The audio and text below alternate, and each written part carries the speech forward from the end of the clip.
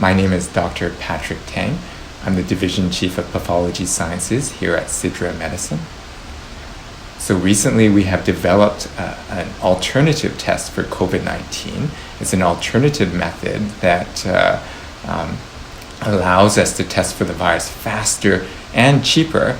The reason why we wanted to develop this method was back in February when we realized that COVID-19 was going to disrupt the supply chains for many of the supplies and reagents required for testing for the virus. We started embarking on developing two different methods for testing for the virus that would bypass some of these bottlenecks.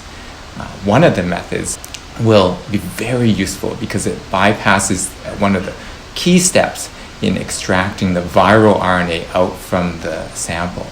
So with this method, we hope that when we make this publicly available to everyone in the world, that other labs will also be able to take advantage of this, especially if they run out of reagents or if they're in places that they're not able to access the resources or have required to do viral extraction, which requires expensive reagents and expensive commercial platforms. Hello, I am Dr. Mohammad Rubayat Hassan, a clinical molecular microbiologist at Sidra Medicine.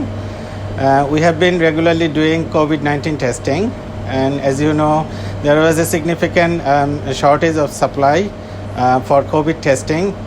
So we came up with an idea of replacing an expensive RNA extraction protocol that is part of the COVID-19 testing with a simple process that only process specimen with simple heating and dilution with water. And in that way, we can negate the need for the RNA extraction and do the COVID-19 testing.